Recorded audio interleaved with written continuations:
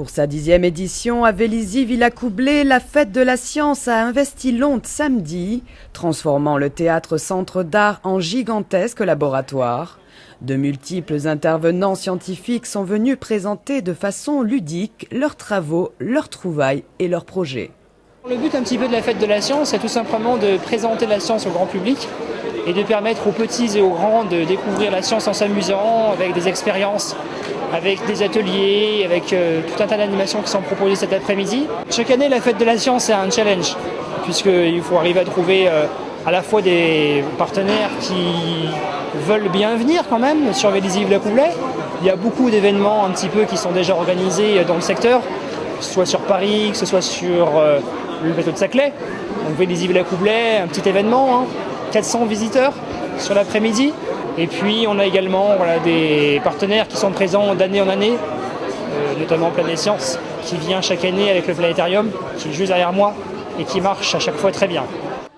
Des expériences petits et grands ont pu en découvrir un panel très varié, de l'énigmatique électroencéphalogramme mesureur de l'activité cérébrale à la création d'une tornade en bouteille pour apprendre la formation de certains événements climatiques.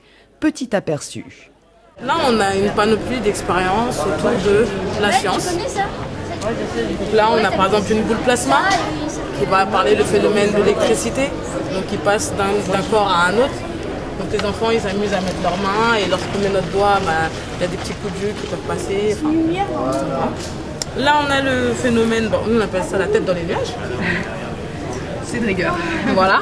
Donc c'est toujours autour de tout ce qui est électrique, lumière. Voilà. Donc là, on a un brumisateur qui rentre en contact avec l'eau, qui va envoyer des pulsations. Et du coup, ça va recréer le phénomène de la brume, des nuages. D'accord. Ici, on a le circuit électrique. On a le circuit électrique.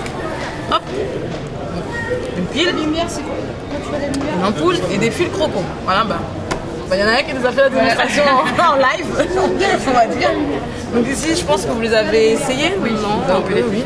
Donc là, on a des lunettes spectrales où on voit la décomposition de la lumière blanche, parce que la lumière blanche n'est pas vraiment blanche, c'est un mélange de couleurs.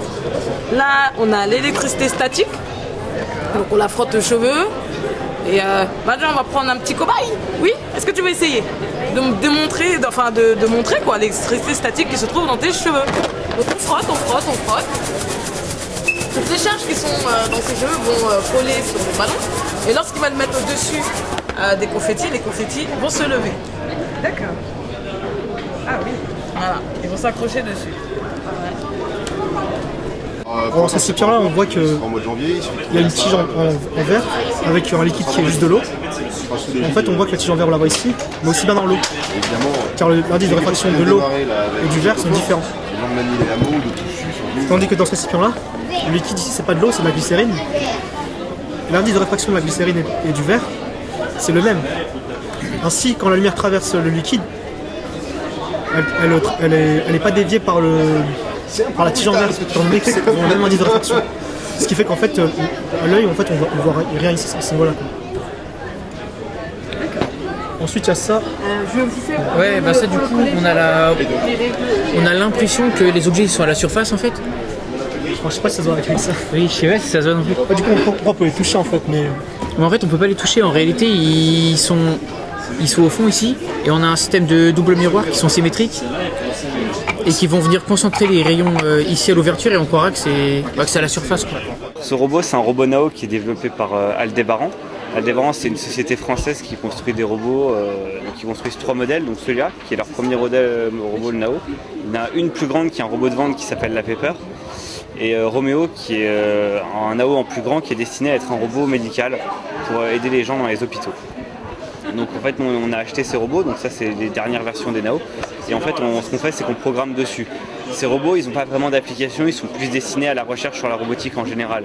Qu'est-ce qu'on peut faire, comment est-ce qu'on pourrait développer des robots plus intéressants, parce qu'ils sont vraiment relativement humanoïdes, ils peuvent marcher, ils peuvent parler, ils ont un comportement pas humain, mais qui tente de reproduire un comportement humain.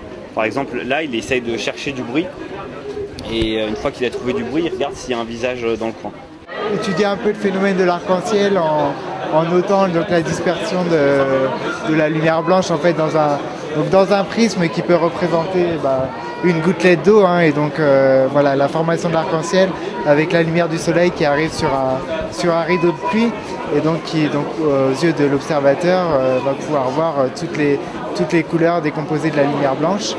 Voilà. Et puis donc dans ce bac on notait simplement l'expérience du soleil couchant.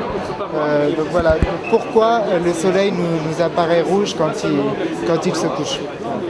Et par extension, pourquoi le ciel est bleu. Donc en fait, comment est diffusée la lumière dans l'atmosphère.